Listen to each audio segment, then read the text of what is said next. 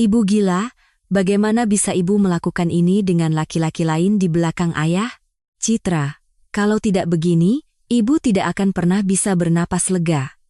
Tolong rahasiakan ini dari ayahmu. Saya tidak pernah menyangka ibu saya, yang selama ini begitu anggun, bisa melakukan hal seperti itu. Ibu, kenapa? Pertanyaan saya yang bagai jeritan itu hanya dibalas dengan senyum tipis oleh ibu. Sebelum cerita dimulai, mohon dukung kami dengan menekan tombol subscribe dan like. Jika Anda berkenan, tuliskan di kolom komentar dari kota mana Anda mendengarkan. Saya akan doakan semoga Anda selalu dilimpahi berkah. Cerita ini dimulai. Nama saya Citra. Tahun ini usia saya 38 tahun. Saya seorang wanita biasa yang menjalani hari-hari yang sibuk sebagai istri dan ibu dari satu anak. Namun, bagi saya, ada sosok yang luar biasa, yang menjadi kebanggaan terbesar sekaligus suluh dalam hidup saya. Dia adalah ibu saya, Suryani. Ibu saya adalah orang yang sangat jelita. Usianya yang sudah menginjak kepala 6 seolah tak berarti, kulitnya halus tanpa noda dan memancarkan kilau lembut. Kulit yang setiap pagi ia rawat dengan saksama di depan cermin itu bersinar bak pualam, seolah menjadi imbalan atas tahun-tahun penuh kepayahan yang telah ia lalui. Ayah tiri saya, pria yang ibu temui setelah berpisah dari ayah kandung saya, sangat memuja dan memanjakannya. Berkat beliau, ibu bisa menanggalkan celemek usangnya dan menjelma menjadi seorang wanita terhormat yang begitu serasi dengan selendang sutra elegan dan tatanan rambut pendek yang modern. Saya teramat bahagia melihat perubahan ibu.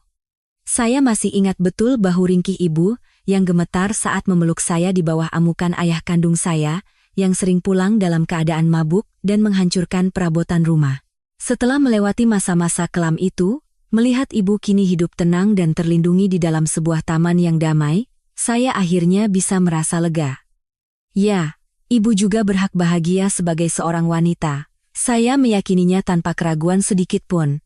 Akan tetapi, retakan-retakan kecil mulai muncul dalam kehidupan ibu yang tampak sempurna itu sejak musim semi tahun ini. Entah kenapa, setiap hari Rabu, aura ibu terasa berbeda dari biasanya. Setiap Rabu pukul 2 siang, ketika saya mampir ke rumah ibu setelah mengantar anak saya ke taman kanak-kanak, ibu selalu sibuk bersiap-siap untuk pergi. Ibu yang biasanya menyukai aroma sabun yang lembut atau wangi lavender yang ringan, pada hari Rabu justru menebarkan aroma parfum yang sangat kuat dan mewah, menusuk hidung. Seolah-olah ia sedang berusaha menutupi aroma lain yang ingin ia sembunyikan. Suatu hari Rabu, saat saya duduk di sofa ruang tamu sambil memainkan cangkir teh, ibu menghabiskan waktu yang sangat lama di depan meja riasnya. Saya mengamati pantulan sosoknya di cermin. Ibu sedang memulas kembali lipstik merah pekat di bibirnya, warna yang biasanya tidak pernah ia pakai. Ujung jemarinya tampak bergetar halus. Setiap kali jemari lentiknya yang memegang lipstik itu bergerak perlahan mengikuti garis bibirnya, seberkas kerutan tipis muncul dan hilang berulang kali di antara alisnya. Itu tidak tampak seperti getaran bahagia, melainkan sebuah tekad yang penuh ketegangan. Ibu, mau bertemu siapa sampai dandan secantik ini? Suasananya beda sekali dari biasanya. Ucapanku yang asal ceplos itu membuat bahu ibu tersentak kaget. Pandangan kami bertemu di cermin. Ibu cepat-cepat menunduk dan menutup kotak bedaknya dengan bunyi klik yang cukup keras. Oh, iya. Ada pertemuan dengan teman-teman lama. Biasalah, sudah tua begini, kalau tidak pakai warna mencolok, wajah jadi pucat. Suara ibu terdengar setengah nada lebih tinggi dari biasanya, dan ujung kalimatnya sedikit bergetar. Ibu menghindari tatapan saya sambil tergesa-gesa merapikan tasnya. Itu adalah tas bermerek hadiah dari ayah tiri saya pada hari jadi pernikahan mereka. Pakaian anggun, riasan mewah, dan aroma parfum yang ganjil itu. Saat ibu melewatiku, aku merasakan aliran udara berubah. Sesuatu yang dingin, berat, dan penuh rahasia seolah menyapuku. Setelah ibu pergi, saya yang tinggal sendirian di ruang tamu yang kosong merasakan hawa dingin yang aneh dan menggosok-gosok lengan. Di luar jendela, sinar matahari musim semi yang hangat bersinar cerah, tetapi di dalam hati saya, bayangan hitam mulai merayap perlahan. Pergi kemana setiap hari Rabu? Kenapa ia menyembunyikan dirinya di balik parfum yang begitu menyengat? Sejak hari itu, Saya harus berjuang melawan kecurigaan ganjil yang mulai tumbuh di dalam diri saya. Mungkinkah ibu, yang telah melewati begitu banyak penderitaan dan baru saja menemukan kedamaian, kini memiliki niat lain? Jika benar, apa yang harus saya dan ayah tiri saya lakukan? Norma moral di dalam diri saya berteriak untuk menyalahkan ibu, tetapi di suatu tempat di lubuk hati saya, ada rasa iba yang meronta ingin memahami ibu. Ibu juga seorang wanita. Mungkin wajar jika ia ingin mendapatkan kompensasi atas masa mudanya yang layu karena mengurus anak dan menanggung kekerasan suami. Tapi jika kompensasi itu bukan dari ayah saya sekarang, bukankah itu sebuah pengkhianatan? Setiap malam, saya menatap langit-langit kamar, melontarkan ribuan pertanyaan. Fakta bahwa kebahagiaan ibu terkait langsung dengan ketenangan saya membuat saya semakin tersiksa. Saya merasa jika ibu hancur, rumah tangga damai yang telah saya bangun juga akan ikut runtuh. Saya ingin melindungi kebahagiaan ibu. Pada saat yang sama, saya sangat ingin tahu kebenaran apa yang ibu sembunyikan di balik topeng keanggunannya. Apakah ini kekhawatiran seorang anak perempuan? Ataukah kecemburuan dan rasa ingin tahu yang aneh sebagai sesama wanita? Mungkin, melalui cermin bernama ibu, saya sedang melihat masa depan saya sendiri. Sambil menunggu hari Rabu berikutnya tiba, saya melacak jejak-jejak ibu yang tertinggal di seluruh penjuru rumah. Kehangatan cangkir teh di atas meja, debu yang menari di antara sinar matahari yang menembus tirai ruang tamu, dan sisa aroma parfum pekat yang samar-samar di udara. Semuanya seolah berbicara kepada saya. Citra, kebenaran mungkin jauh lebih menyakitkan dari yang kau bayangkan. Dan akhirnya, hari itu pun tiba. Setelah ibu pergi keluar, saya menemukan secarik struk pembayaran milik ibu yang terjatuh di bawah sofa ruang tamu. Kertas itu sepertinya terselip di antara sapu tangan ibu yang licin dan terjatuh. Di sana, tertulis nama yang tidak pernah saya bayangkan. Losmen Bintang Fajar. Nama usang yang sepertinya hanya bisa ditemukan di sudut gang yang kotor. Dan di sebelahnya, tertulis nama seorang pria asing dengan tulisan tangan yang acak-acakan. Ujung jari saya mendingin. Rasanya jantung saya jatuh ke dasar perut. Ibu, bagaimana bisa ibu pergi ke tempat sekotor itu? Rasa dikhianati membuat pandangan saya kabur. Napas saya sesak membayangkan keanggunan ibu yang begitu saya puja dan sayangi kini sedang diinjak-injak di atas spray lembab di kamar losmen yang kumuh itu. Saya memutuskan.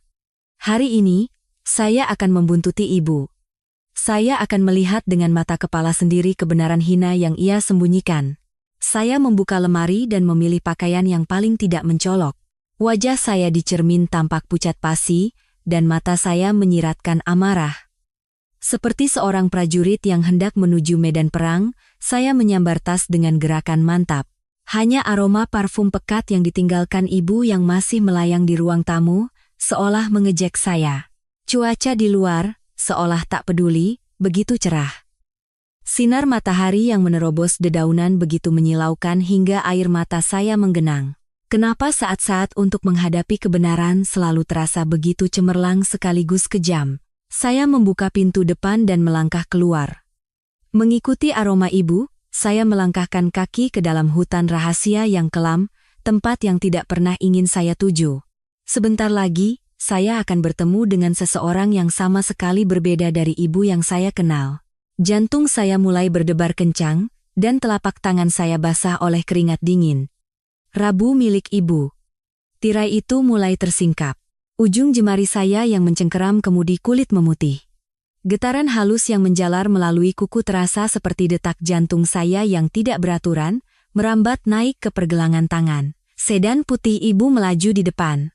Entah kenapa, pemandangan belakang mobil itu hari ini tampak begitu asing dan dingin. Sinar matahari sore yang pecah di atas bodinya yang mulus begitu cemerlang, tetapi di dalam hati saya, kecurigaan yang lengket dan hitam seperti terus menumpuk. Ibu berbelok di tikungan dengan anggun seperti biasa. Bahkan dalam sepersekian detik saat lampu seinnya berkedip ritmis, saya menahan napas sambil mengejar cahaya itu. Ibu, tolong, pulanglah ke rumah. Tolong katakan bahwa tempat yang tertera di kertas kotor itu bukanlah tujuanmu. Saya memohon ribuan kali dalam hati. Namun, mobil ibu tidak mengarah ke pusat perbelanjaan yang sangat saya harapkan. melainkan perlahan-lahan menyelinap ke pinggiran kota yang lembab dan gelap, tempat gang-gang saling berkelindan di balik dinding-dinding megah perkotaan. Pemandangan di luar jendela mulai berubah. Pohon-pohon rindang yang terawat dan etalase toko yang modern menghilang, digantikan oleh bangunan-bangunan tua dengan papan nama yang sudah pudar, saling berdempetan seolah hendak roboh. Bahkan aroma udaranya berbeda. Aroma kota yang modern lenyap, digantikan oleh bau amis dari selokan dan bau apek dari jamur yang dikeluarkan oleh bangunan-bangunan tua, menyusup melalui celah jendela mobil. Mobil ibu berhenti di depan sebuah losmen kumuh dan menyedihkan, yang beberapa huruf di papan namanya sudah copot sehingga hanya terbaca losmen Binta Fajar. Dinding bata merahnya retak di sana-sini, dan terpal seadanya yang menutupi pintu masuk bergoyang mengeluarkan suara yang tidak menyenangkan setiap kali angin bertiup. Saya memarkir mobil di seberang jalan, di mulut sebuah gang yang dinaungi bayangan pekat, jantung saya terasa naik hingga ke tenggorokan, seolah akan meledak. Saya menggigit bibir begitu keras hingga bau anyir darah menyebar di mulut, tetapi saya bahkan tidak merasakan sakit. Pandangan saya terpaku pada punggung ibu yang turun dari mobil. Ibu turun dari mobil dan sejenak mengamati sekeliling. Dalam sepersekian detik itu, saya melihat otot lehernya menegang saat ia menoleh ke kiri dan ke kanan. Kemudian, dengan langkah mantap, ia berjalan menuju pintu masuk yang kotor itu. Mantel kasmir berwarna krem yang dikenakannya begitu kontras dengan tempat kumuh itu, sehingga saya merasa seperti melihat angsa anggun yang melangkahkan kaki ke dalam tumpukan sampah. Suara hak sepatu ibu seolah terdengar dari kejauhan. Tak, tak. Suara itu bagaikan paku yang menancap di dada saya. Ibu, dengan sangat familiar, bahkan tidak berhenti di meja resepsionis dan langsung menuju tangga. Tidak ada tanda-tanda ia sedang menunggu seseorang atau ragu-ragu. Hal itu membuat saya semakin putus asa. Itu adalah bukti bahwa ini bukan pertama kalinya. Saya membuka pintu mobil dan melangkah keluar. Kaki saya gemetar hebat hingga saya hampir terduduk di tanah. Dengan susah payah saya berpegangan pada bodi mobil, menatap pintu masuk gelap tempat ibu menghilang. Moralitas dan rasa dikhianati di dalam diri saya berbenturan hebat, seolah mencabik-cabik saya. Ibu, bagaimana bisa melakukan ini? Apa yang tidak ayah berikan padamu? Bagaimana bisa ibu menusuk dari belakang orang yang telah menyelamatkanmu dari neraka masa lalu? Amarah membuncah hingga ke ubun-ubun. Pada saat yang sama, kesedihan yang tak terlukiskan menerjang bagai tsunami. Saya tidak bisa percaya bahwa kehormatan dan keanggunan ibu, yang selama ini saya hormati, kini hancur berkeping-keping di dalam kamar yang penuh bau rokok dan di atas sprei yang lembab ini. Saya mengeluarkan ponsel dari saku dengan tangan gemetar. Tombol panggilan cepat nomor 1, ayah tiri saya. Jari saya gemetar seperti terserang kejang saat menekan nomor itu. Selama nada sambung berbunyi, bibir saya bergetar dan air mata panas mengalir di pipi. Halo, Citra? Suara lembut ayah tiri saya terdengar dari seberang. Suaranya yang seperti biasa tenang dan hangat, entah kenapa hari ini terasa begitu kejam. Tenggorokan saya tercekat, dan saya tidak bisa berkata-kata untuk waktu yang lama. Ketika saya akhirnya berhasil membuka mulut, suara saya terdengar asing, serak dan pecah. Ayah! Ayah! Tolong segera datang ke losmen Bintang Fajar. Ibu! Ibu ada di sini. Ibu! Aneh! Ayah! Setelah menutup telepon, saya masih berdiri mematung di tempat itu untuk waktu yang lama. Angin gang yang dingin mengeringkan air mata di pipi saya, tetapi lubang di hati saya semakin membesar. Berhala bernama ibu yang sempurna di dalam diri saya, telah hancur menjadi debu. Saya melangkah masuk ke dalam losmen. Setiap kali saya menaiki tangga, suara deritnya seolah menekan jantung saya. Lantai 2. Lalu lantai 3. Di koridor, tercium campuran bau disinfektan yang tidak jelas dan suara batuk kering seseorang. Saya berdiri di depan kamar 302, tempat ibu masuk. Cahaya redup merembes dari celah pintu. Dan dari dalam, terdengar suara bisikan pelan, suara air yang diaduk. Ujung jari saya menyentuh gagang pintu. Sensasi logam yang dingin dan keras menjalar ke telapak tangan. Dari balik pintu, terdengar napas pelan ibu. Napas itu bukan napas tenang, yang biasa saya dengar di rumah. Itu adalah napas yang bercampur dengan desahan yang sangat dalam dan berat, seolah menahan sesuatu. Saya memejamkan mata. Jika saya membuka pintu ini, hidup saya tidak akan pernah bisa kembali seperti semula. Dunia yang saya kenal akan runtuh, dan saya mungkin akan membenci ibu selamanya. Tapi saya tidak bisa berhenti. Monster bernama kebenaran sudah mencengkeram leher saya. Dari ujung koridor, terdengar suara langkah kaki tergesa-gesa menaiki tangga. Itu ayah tiri saya. Wajahnya, yang pucat seperti kertas, berdiri di samping saya dengan napas terengah-engah. Ia menggenggam tangan saya. Telapak tangannya sama dingin dan basahnya dengan tangan saya. Citra, apa benar ibumu ada di dalam sini? Mata ayah tiri saya bergetar. Yang terpancar di matanya bukanlah rasa dikhianati, melainkan penyangkalan yang putus asa, berharap semua ini tidak benar. Saya mengangguk tanpa kata. Lalu, dengan sekuat tenaga, saya memutar gagang pintu. Bunyi KLIK saat pintu terbuka menggema di koridor yang sunyi seperti guntur. Pintu perlahan terbuka, dan pemandangan di dalam kamar tumpah ke dalam pandangan saya. Namun, yang saya hadapi di sana bukanlah bayangan kotor apapun yang ada di kepala saya, melainkan pemandangan yang jauh lebih mengerikan dan tragis. Saat gagang pintu berputar, momen sepersekian detik itu terasa seperti keabadian. Begitu pintu terbuka dengan suara derit yang seperti jeritan tertahan, yang pertama kali menusuk hidung saya bukanlah aroma parfum mewah ibu, melainkan bau amonia yang tajam, bau jamur apek yang keluar dari dinding tua, dan bau busuk yang berat dan anyir yang sepertinya hanya bisa berasal dari makhluk hidup yang mendekati ajal. Pandangan saya menyapu ke dalam ruangan.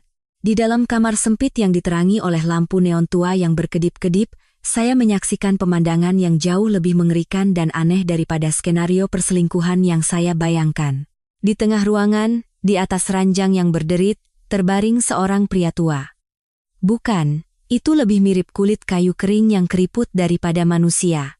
Tangannya yang tinggal tulang menonjol, melengkung ke udara seperti cakar, dan matanya yang tanpa fokus hanya menatap kosong noda di langit-langit. Bibirnya pecah-pecah seperti tanah sawah yang kekeringan, dan napas kasar yang keluar dari sela-selanya terdengar seperti rantai besi yang diseret di lantai. Dan di sampingnya, ada ibu saya. Ibu telah meletakkan mantel kasmir anggunnya begitu saja di atas kursi plastik di sudut ruangan. Lengan bajunya digulung hingga ke siku, memperlihatkan pembuluh darah biru yang menonjol di lengannya, dan punggung tangannya melepuh kemerahan. Ibu berlutut, membasahi handuk di baskom berisi air hangat. Saya melihat jemarinya bergetar saat masuk ke dalam air. Itu bukan getaran karena takut, melainkan kejang yang disebabkan oleh tumpukan kelelahan dan kesedihan yang luar biasa. Ibu, suara saya keluar tanpa daya, seperti balon kempis yang jatuh ke lantai. Ibu tidak menoleh. Tidak, sepertinya ia bahkan tidak punya kekuatan untuk menoleh. Ia hanya diam-diam memeras handuk, dan mulai menyeka dada kurus pria tua di atas ranjang. Saat itulah, selembar foto pudar yang menyembul dari dompet usang di atas meja nakas menarik perhatian saya. Ibu di masa mudanya, dan di sampingnya, seorang pria yang tertawa lepas sambil menggendong saya, ayah kandung saya. Pria yang menghiasi halaman paling kejam dalam ingatan saya, yang meninggalkan kami. Ya Tuhan. Pria tua yang mengerikan itu adalah monster yang telah mewarnai masa kecil saya dengan air mata darah, sesuatu yang panas bergejolak dari dasar hati saya. Itu adalah kebencian yang lebih dalam dan pekat daripada rasa dikhianati. Ibu gila. Apa yang ibu lakukan di sini? Apa yang telah orang ini perbuat pada kita? Ibu bilang di depanku orang ini sudah mati. Jangan pernah sebut namanya lagi. Teriakan saya membuat bahu ibu tersentak hebat. Baru saat itulah, ibu perlahan menoleh ke arah saya. Wajahnya bukan lagi wajah wanita terhormat yang anggun yang saya kenal. Riasannya luntur berantakan karena air mata dan keringat, dan matanya bengkak dan merah. Namun, di dalam matanya, ada kesedihan yang dalam seperti lautan luas yang belum pernah saya lihat, berdampingan dengan rasa lega. Citra, kau sudah datang? Suara ibu serak seperti tanah kering. Ibu kembali menoleh dan menggenggam tangan pria tua itu. Kemudian, menghindari tatapan saya, ia memindahkan tangannya ke arah bagian bawah tubuh pria itu. Ibu dengan hati-hati membungkus sesuatu yang keras dan panas di antara kakinya yang kasar dan kering. Itu adalah otot pahanya yang mengeras karena penyakit dan mengeluarkan sisa panas kehidupan terakhirnya. Sentuhan tangan ibu begitu tulus, seolah-olah sedang menangani permata paling berharga di dunia, atau memandikan bayi yang baru lahir. Ibu menyeka bagian tubuhnya yang sakit dengan handuk. Saat itu, udara di dalam ruangan seolah berhenti. Hanya napas kasar ayah tiri saya yang berdiri di belakang saya yang memecah kesunyian. Saya menatap punggung ibu, merasakan kepedihan yang tak terkatakan. Ibu saya yang anggun berlutut di kamar kotor ini, merawat manusia yang begitu saya benci. Ini bukan lagi masalah moralitas atau pengkhianatan. Ini adalah bencana alam yang meruntuhkan seluruh pandangan dunia saya. Kenapa, Bu? Kenapa ibu berjalan kembali ke dalam neraka ini? Lubang yang dengan susah payah kita tinggalkan, luka yang diberikan ayah masih membekas, bagaimana bisa ibu menyentuh kulit manusia itu dengan tangan yang sama? Di dalam benak saya, ribuan pertanyaan tajam beterbangan seperti belati. Saya sadar, aroma parfum pekat yang ibu semprotkan setiap hari Rabu bukanlah wewangian untuk menggoda. Itu adalah pertahanan diri yang putus asa untuk menghilangkan bau busuk di kamar ini dan mematikan rasa bersalahnya sendiri. Menyadari hal itu, dada saya terasa seperti terkoyak. Ibu tidak berkata apa-apa untuk waktu yang lama. Ia hanya mengulangi gerakan membasahi, memeras, dan menyeka handuk secara teratur. Hanya suara itu yang memenuhi ruangan. Suara tetesan air yang jatuh ke baskom tumpang tindih dengan detak jantung saya. Citra. Ibu akhirnya angkat bicara dengan suara pelan. Pandangannya masih tertuju pada wajah pucat pria tua itu. Orang ini. Dokter bilang umurnya tidak akan lebih dari 2 minggu lagi. Ibu hanya ingin melepasnya pergi dengan cara yang manusiawi, dalam keadaan bersih. Itulah penghormatan terakhir yang bisa ibu berikan padanya, dan pada masa muda ibu yang malang. Ujung jari ibu menyentuh pipi pria tua itu dengan sangat ringan. Dari panas di ujung jarinya yang nyaris tak bersentuhan itu, saya melihat ikatan takdir yang lebih kuat daripada kebencian. Dengan menyentuh kulitnya, ibu sedang berdamai dengan penderitaan masa lalunya. Ibu bukan memaafkan orang ini, ibu hanya ingin mencabut duri yang tertancap di hati ibu ini. Citra, ibu tahu, di matamu ibu pasti terlihat gila. Tapi jika tidak melakukan ini, ibu akan hidup dalam kepalsuan selamanya, bahkan di sisi ayahmu. Pengakuan ibu begitu pelan, tetapi menghantam dada saya lebih kuat daripada pidato manapun. Saya tidak bisa berkata apa-apa. Saya terlalu malu untuk mengangkat kepala, malu pada kecurigaan dangkal saya yang telah menuduh ibu berselingkuh, pada keyakinan keliru saya. Saya menatap punggung ibu yang membungkuk. Itu bukan lagi punggung seorang wanita yang lemah. Itu bagaikan samudra luas yang tetap berdiri tegar setelah menahan semua badai. Ibu, dengan caranya sendiri, sedang mengubah penginapan kotor ini menjadi tempat suci. Ayah tiri saya yang berdiri di samping saya perlahan melangkah maju. Ia meletakkan tangannya di bahu ibu. Dalam sentuhannya, tidak ada kemarahan atau penyesalan. Hanya ada belas kasihan dan pengertian yang mendalam. Bu, kau sudah bekerja keras.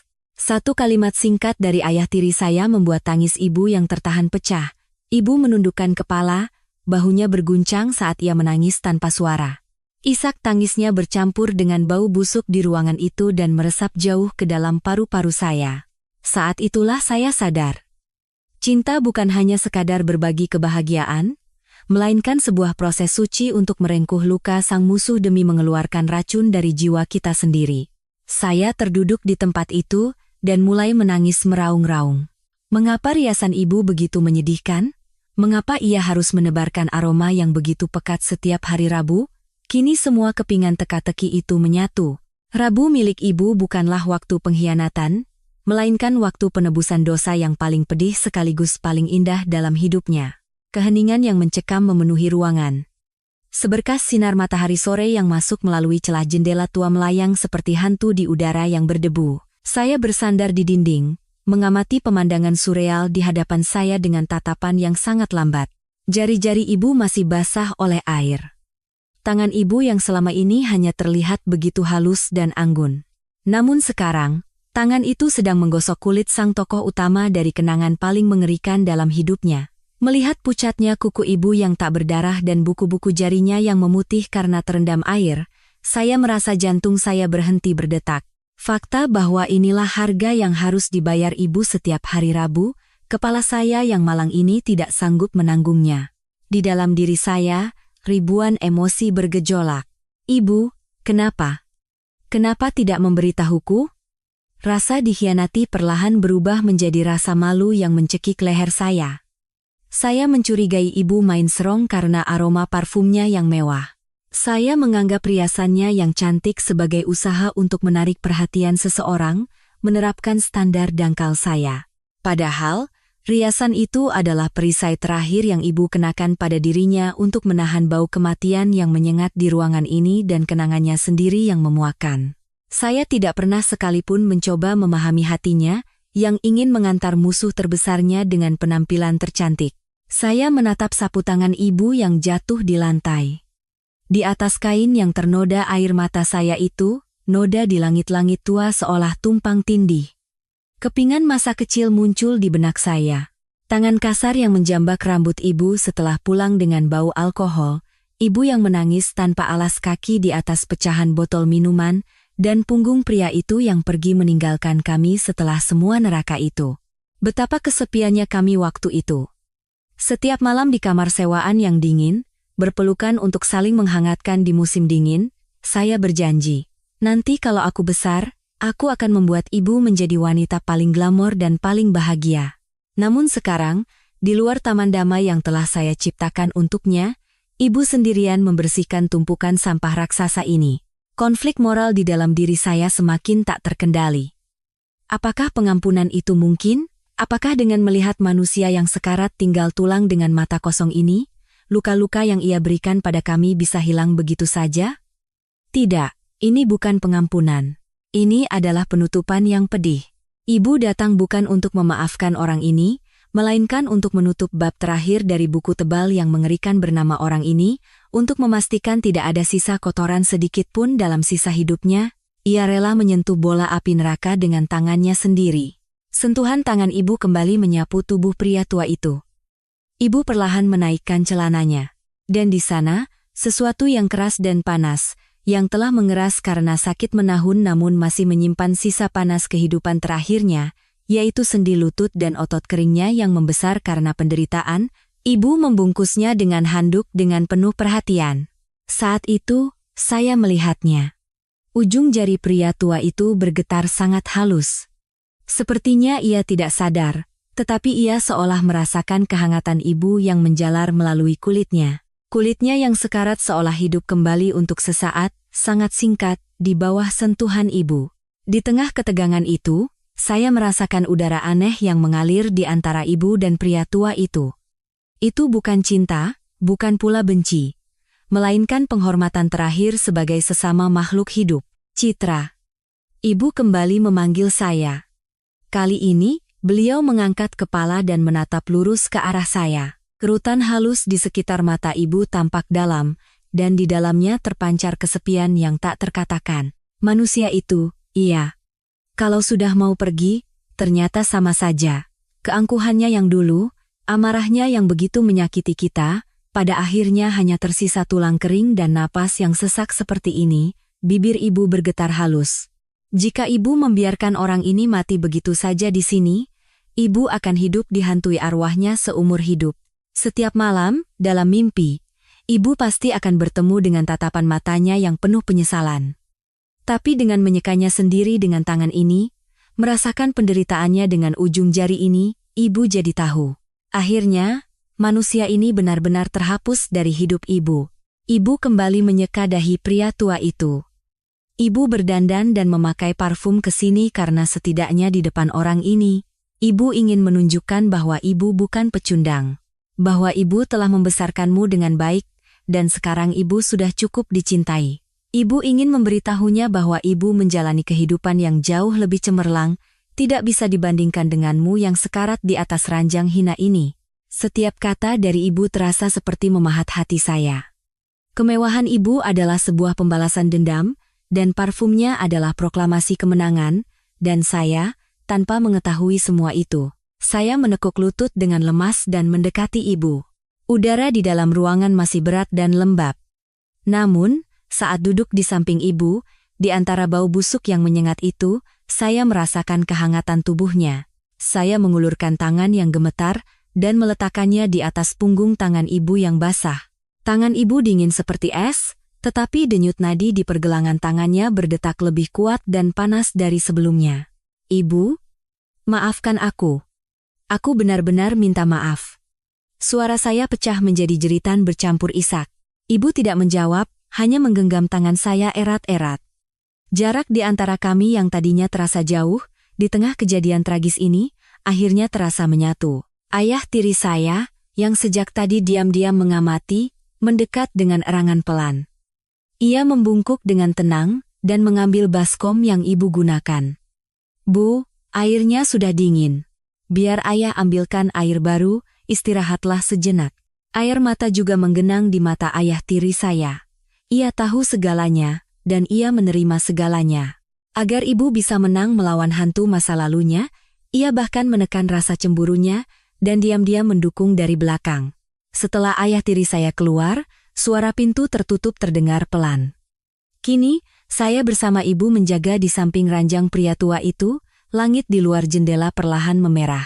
Senja yang tenggelam membanjiri kamar usang ini, memanjangkan bayangan kami, ibu dan anak yang menjaga pria sekarat. Rasa takut telah hilang, yang tersisa hanyalah proses akhir kehidupan yang hikmat. Saya menggenggam tangan ibu, dan untuk pertama kalinya menatap wajah pria tua itu dengan tenang, tidak ada lagi rasa takut. Wajahnya yang telah diseka ibu hanyalah wajah seorang manusia malang yang tersesat di bawah beban kehidupan. Ibu kembali mengambil handuk. Dan seperti sedang melakukan ritual, dengan gerakan hikmat, ia mulai menyeka setiap ruas jari pria itu. Pemandangan itu begitu sedih sekaligus anggun, sehingga saya memejamkan mata dan menanamkan dalam-dalam udara dan aliran momen itu di dalam hati. Inilah harga yang paling mulia sekaligus paling pedih yang dibayar seorang wanita untuk menyempurnakan hidupnya. Kini, saya merasakannya dengan seluruh jiwa raga. Kehangatan air baru yang dibawa ayah tiri saya sejenak mengusir udara lembab di dalam ruangan. Saya terpaku menatap uap air tipis yang membumbung dari baskom, pecah oleh cahaya lampu neon yang redup. Seolah-olah desahan panjang ibu berubah menjadi awan dan membumbung tinggi. Ayah tiri saya diam-diam berlutut dan mengambil alih handuk basah yang dipegang ibu. Tangannya besar dan kasar. Tangan yang penuh kapalan, terbentuk setelah puluhan tahun berjuang di dunia yang keras, kini dengan gerakan paling lembut dan hikmat, membungkus tangan pria tua itu. Tangan mantan suami ibuku, pria yang telah mendorong istrinya ke dalam neraka. Saat itu, saya harus menekan dada, karena napas saya sendiri terasa seperti kebisingan. Ujung jari ayah tiri saya bergerak perlahan mengikuti ruas-ruas jari kering pria tua itu. Itu adalah gerakan yang telah terbebas dari cemburu dan dendam, hanya menyisakan belas kasihan yang mendalam sebagai sesama manusia. Ayah tiri saya tidak berkata apa-apa, tetapi dalam keheningan yang berat itu, saya sadar bahwa ia telah mempersiapkan momen ini sejak lama. Konflik moral di dalam diri saya kini mengguncang saya ke arah yang berbeda. Apakah aku bisa seperti itu? Bukan orang yang menyakitiku seumur hidup, tetapi musuh yang telah membuat wanita yang kucintai menderita seumur hidup. Bisakah aku menyekanya dengan air sehangat ini? Saya melihat bahu ayah tiri saya bergetar halus. Itu bukan karena amarah, melainkan gema yang ia keluarkan karena kesedihan sang istri yang ia pikul begitu berat. Dengan menyeka pergelangan tangan pria tua itu, ia sedang mencabut duri terakhir yang tidak sempat dicabut oleh ibu. Ayah tahu semuanya? Tahu kemana ibu pergi setiap hari Rabu? Mengapa ia berdandan begitu cantik sebelum meninggalkan rumah? Ayah sudah mencium bau air mata ibu di balik aroma parfum itu? Air mata panas mengalir seperti sungai di dalam dada saya. Saya sadar bahwa kehidupan tenang ibu dan ayah tiri yang selama ini saya lihat bukanlah kebetulan. Ayah tiri bukanlah atap yang menutupi luka ibu, melainkan orang yang rela mengorbankan dagingnya sendiri untuk mengoleskan obat agar luka itu tidak infeksi. Setelah hening yang cukup lama, ayah tiri saya angkat bicara. Suaranya rendah dan dalam, cukup lembut untuk tidak memecah keheningan ruangan. Citra, di dalam hati ibumu, ada sebuah ruangan yang sangat tua. Sekalipun memakai pakaian mewah dan makan makanan lezat, di dalam ruangan itu selalu bertiup angin dingin. Ayah ingin mencari kunci untuk membuka pintu ruangan itu. Ayah tiri saya menutupi dada kurus pria tua itu dengan handuk kering sambil menoleh ke arah ibu. Ibu menundukkan kepala dan menumpangkan tangannya di atas punggung tangan ayah tiri saya. Dalam sepersekian detik saat kedua tangan mereka bersentuhan, terbentuk ikatan yang anggun dan tak terkatakan di udara, diiringi ketegangan yang aneh.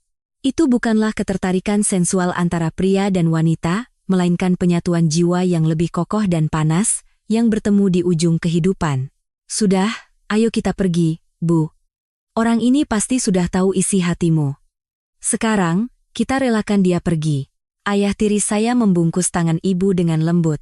Ibu menyerahkan dirinya pada sentuhan itu, dan untuk terakhir kalinya menatap wajah pria tua itu dengan tenang. Kelopak mata pria tua itu yang terpejam seolah bergetar halus, tetapi ia tampak damai, seolah bukan lagi bagian dari dunia ini.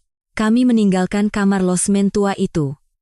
Suara derit tangga yang terdengar setiap kali kami turun kini terdengar seperti suara kebebasan, melepaskan beban berat. Begitu keluar, kebisingan kota menerjang seperti ombak. Udara malam yang dingin menyapu pipi, tetapi di dalam hati saya, kehangatan yang tak bernama mulai memenuhi. Di dalam mobil, suasana hening. Wajah ayah tiri saya yang memegang kemudi tampak tegar dan tenang seperti biasanya. Ibu, yang duduk di kursi belakang, menatap kosong keluar jendela. Air mata yang mengalir di pipinya memantulkan cahaya lampu jalan, berkilauan seperti permata. Tubuh ibu masih menebarkan aroma parfum yang pekat, tetapi kini aroma itu tidak lagi terasa ganjil. Itu adalah dupa suci yang dibakar seorang wanita untuk mengantar masa lalunya yang pedih. Citra. Ayah tiri saya, yang sejak tadi hanya diam mengemudi, memanggil saya pelan sambil menatap saya melalui kaca spion. Saat ibumu berjalan menuju neraka setiap hari Rabu, bagaimana perasaan ayah menurutmu? Awalnya, ayah juga marah dan takut. Tapi setelah melihat ibumu tidak bisa tidur, dan gelisah setiap malam, ayah jadi tahu. Jika duri ini tidak dicabut, kita tidak akan pernah bisa menjadi keluarga yang sesungguhnya. Tangan ayah tiri saya mencari tangan ibu yang diletakkan di atas tuas persneling. Saat jari-jari mereka bertautan, kepadatan udara di dalam mobil berubah. Di antara napas mereka yang semakin dekat, saya akhirnya mengerti apa arti sesungguhnya dari kembali. Bukan kembali ke tempat semula, melainkan melewati tempat paling menyakitkan untuk menyeberang ke kehidupan yang baru. Kamu ini benar-benar bodoh, bisik ibu dengan suara serak karena tangis. Ibu membenamkan wajahnya di punggung tangan ayah tiri saya. Merasakan sesuatu yang keras dan panas itu bukan kapalan karena pekerjaan kasar, melainkan bukti dari kehidupan jujur yang telah ia jalani seumur hidup dan cinta besarnya yang merangkul segalanya tentang ibu-ibu menangis terseduh-seduh seperti anak kecil. Saya menatap punggung mereka dan menyandarkan kepala di jendela. Apa itu keluarga? Apakah hanya orang-orang yang berbagi darah? Ataukah orang-orang yang pertama kali mengenali bekas luka satu sama lain? Suara batin saya bergema di telinga. Selama ini, saya telah memenjarakan ibu dalam standar saya sebagai wanita terhormat yang sempurna. Saya begitu kecil, lebih mengkhawatirkan ketenangan saya akan terganggu daripada menghadapi penderitaan ibu. Ibu sedang membersihkan jiwanya di kamar losmen kotor itu, dan saya hanya menghakiminya dari penampilan luarnya. Dalam perjalanan pulang, kota telah dipenuhi oleh cahaya lampu yang gemerlap. Di antara cahaya-cahaya itu, berapa banyak lagi rahasia hari Rabu yang tersembunyi? Berapa banyak ibu dan ayah yang berdarah sendirian untuk mencabut duri satu sama lain? Ketegangan yang memenuhi mobil perlahan berubah menjadi rasa lega yang mendalam. Aroma parfum ibu semakin memudar, digantikan oleh aroma familiar dan hangat dari jaket kulit usang ayah tiri saya. Sudah sampai. Dengan satu kalimat singkat dari ayah tiri saya, mobil berhenti. Pohon-pohon di halaman depan rumah kami bergoyang ditiup angin malam, menyambut kami. Ibu turun dari mobil dan mengambil napas dalam-dalam. Setiap kali dadanya naik turun dengan hebat, rasanya seperti bongkahan batu berat yang menindihnya selama belasan tahun satu persatu terlepas. Ibu duduk di depan meja rias dan menghapus lipstik merah yang ia poles dengan hati-hati. Wajah ibu di cermin kini adalah wajah asli Suryani yang jernih dan bening, tidak perlu menyembunyikan apapun lagi. Saya berdiri di belakang ibu dan memijat bahunya dengan lembut. Ibu, hari ini kerja bagus. Ibu sudah sangat berusaha. Mendengar ucapan saya, ibu menggenggam tangan saya dan menempelkannya ke pipinya. Kulit ibu masih halus, tetapi di dalamnya, seolah telah tertanam akar kehidupan yang kokoh. Terima kasih, Citra. Telah lahir sebagai putri ibu, dan telah berada di sisi ibu hari ini. Malam semakin larut, dan kisah nyata, keluarga kami baru saja akan dimulai. Kedamaian setelah semua rahasia terungkap jauh lebih dalam dan berbobot, tidak bisa dibandingkan dengan ketenangan palsu sebelumnya. Saya akhirnya mulai memahami sepenuhnya lautan seorang wanita bernama Ibu. Lautan itu asin dan pedih, tetapi cukup luas dan dalam untuk merangkul segalanya. Setelah kejadian itu, angka di kalender telah berganti beberapa kali, dan kami kembali berada di ambang musim semi. Di luar jendela, bunga-bunga berwarna ungu muda yang tak bernama bermekaran dengan indahnya, dan dunia seolah berwajah cerah dan damai seolah tidak pernah terjadi apa-apa. Namun, dunia di dalam diri saya telah berputar di orbit yang sama sekali berbeda sejak hari Rabu itu. Hari ini adalah hari Rabu lagi. Saya menatap diam-diam sinar matahari sore yang memanjang di dekat jendela ruang tamu. Debu-debu yang menari perlahan di sepanjang berkas cahaya itu tampak seperti kepingan-kepingan hidup kita. Saya tidak lagi mencurigai hari Rabu milik ibu. Tidak. Sekarang saya justru menantikan hari Rabu tiba, dan saya yang lebih dulu duduk di depan meja rias ibu dan membuka tutup botol parfum. Ibu mendekat dari belakang dan menatap saya di cermin. Sorot mata ibu kini jauh lebih dalam dan jernih. Kerutan halus di sudut matanya masih ada, tetapi itu bukan lagi jejak penderitaan, melainkan tampak agung seperti lingkaran tahun pada pohon yang telah bertahan dari badai dahsyat. Saya meraih tangan putih ibu dan menempelkannya ke pipi saya. Kehangatan halus yang menjalar dari ujung jarinya, dan denyut nadi yang teratur. Sesuatu yang keras dan panas itu kekuatan hidup seorang wanita yang bangkit setelah mengalahkan penderitaan menjalar melalui kulit saya hingga ke jantung. Ibu, sekarang aku mengerti.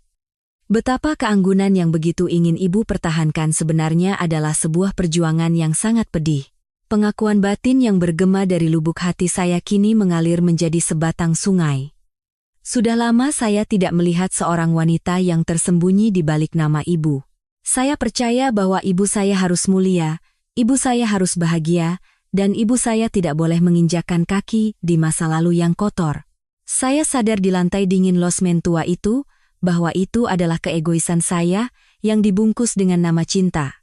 Betapa beratnya beban yang harus dipikul seorang wanita seumur hidupnya, pengkhianatan pria yang dicintai, beban kemiskinan yang harus ditanggung sendirian, dan malam-malam tak terhitung saat ia harus menghapus namanya sendiri demi anak-anaknya.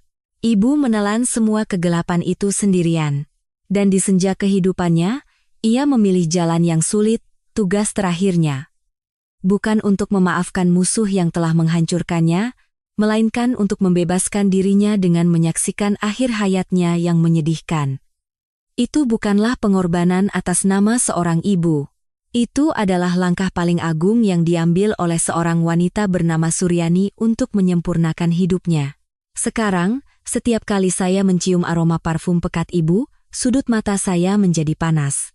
Karena sekarang saya tahu, itu bukanlah wewangian untuk menutupi bau busuk, melainkan aroma bunga paling mulia yang mekar dari lukanya sendiri. Citra, sudah siap? Suara lembut ibu menyadarkan saya dari lamunan. Ibu hari ini mengenakan selendang sutra yang sangat cerah. Melihat selendang itu menjuntai lembut di sepanjang lehernya yang jenjang, saya akhirnya bisa mendefinisikan esensi keanggunan yang dimiliki ibu. Itu bukanlah kenaifan yang tidak mengenal penderitaan, melainkan martabat yang hanya bisa dimiliki oleh mereka yang telah menghadapi dan mengatasi penderitaan secara langsung.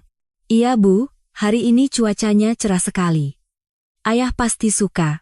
Ayah tiri saya, yang sejak tadi diam-diam mengikat tali sepatunya di sudut ruang tamu, mengangkat kepala dan tersenyum ramah ke arah kami. Di matanya, masih terpancar kepercayaan dan rasa hormat yang mendalam terhadap ibu. Ia tidak berusaha menghapus masa lalu ibu. Sebaliknya, ia ikut membersihkan puing-puing masa lalu itu dan menjadi batu karang yang kokoh, diam-diam menjaga di sisinya sampai ibu bisa berdiri sendiri. Kami kini bersama-sama masuk ke dalam mobil. Udara hari Rabu tidak lagi terasa berat atau lembab seperti dulu. Pemandangan yang berlalu di luar jendela hari ini terasa begitu jelas. Bahkan bunga liar kecil yang mekar di dinding bangunan tua seolah bersinar sambil menahan beban kehidupan, membuat hati saya terenyuh. Citra, terkadang ibu berpikir, hati manusia itu seperti laut. Ibu yang memegang kemudi berkata sambil menatap saya melalui kaca spion. Sinar matahari sore yang terpantul di matanya bergelombang seperti ombak. Sekotor apapun kotoran yang masuk, laut menerima semuanya dan membersihkan dirinya sendiri.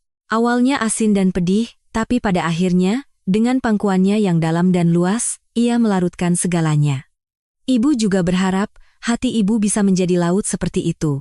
Kata-kata ibu tidak hanya berhenti di telinga saya, tetapi meresap jauh ke dalam hati.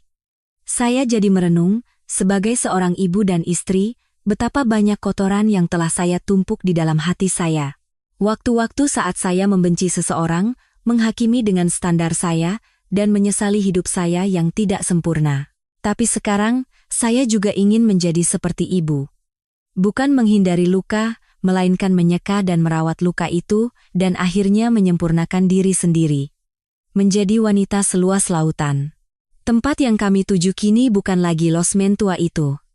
Ayah kandung saya meninggal dunia dengan tenang tidak lama setelah kejadian itu, dan kami memakamkan abunya di lereng bukit yang cerah. Hingga saat-saat terakhirnya, ibu berada di sisinya, menggenggam tangannya yang kering. Kehangatan ibu yang menyentuh kulitnya yang sekarat mungkin adalah kehangatan cinta sejati yang pertama kali ia rasakan seumur hidupnya. Saya melihat ujung jari ibu bergetar saat meletakkan karangan bunga. Namun, getaran itu bukan lagi karena penderitaan atau ketakutan. Itu adalah getaran kelegaan yang datang di akhir ketegangan yang panjang, dan getaran pencapaian karena telah melepaskan satu nyawa dengan tuntas. Saya berdiri di samping ibu dan ikut berdoa. Semoga kini beliau, dan juga Suryani kecil di dalam hati ibu yang seumur hidup membencinya, semuanya menemukan kedamaian. Dalam perjalanan pulang, matahari terbenam perlahan, mewarnai dunia dengan cahaya keemasan. Di dalam mobil, tidak ada lagi aroma parfum pekat yang menyengat. Sebaliknya, aroma segar dari sepotong jeruk yang diberikan ibu dan aroma hangat dari jaket kulit usang ayah tiri saya bercampur, memeluk kami dengan nyaman. Bu, Rabu depan, kita ke taman dekat sini yuk lihat bunga. Ajak Dini juga. Atas usulan saya, ibu tertawa lepas. Suara tawanya bergema jernih, seolah membersihkan udara di dalam mobil. Tentu saja. Mulai sekarang, kita jadikan hari Rabu sebagai hari di mana keluarga kita berbahagia bersama. Saya menyandarkan kepala di bahu ibu, napasnya yang teratur terasa menggelitik pipi saya. Sekarang saya tahu, cinta bukan hanya taman bunga tempat berbagi kebahagiaan, melainkan sebuah perjalanan suci untuk memperluas lautan jiwa kita dengan merangkul luka sang musuh. Saya akhirnya mulai memahami sepenuhnya lautan yang dalam dan luas dari nama ibu. Dan saya pun bertekad untuk menjadi seorang wanita yang menyerupai lautan itu. Para pendengar sekalian, aroma apa yang dimiliki hari Rabu Anda? Apakah mungkin di lubuk hati Anda masih ada duri menyakitkan yang belum tercabut? Awalnya mungkin terasa menakutkan dan sakit bahkan hanya untuk menyentuh duri itu, tetapi saya harap Anda berani untuk menghadapi luka itu. Ketika Anda membersihkan penderitaan itu dengan air hangat dan mengantarkan rasa sakit itu dengan wewangian yang tulus, musim semi kebangkitan yang sejati akhirnya akan datang dalam hidup Anda. Kisah yang saya siapkan hari ini sampai di sini. Terima kasih telah menyimak cerita panjang ini sampai akhir. Saya berdoa semoga kedamaian seluas lautan ibu juga memenuhi hidup Anda. Sampai jumpa di lain waktu. Selamat malam.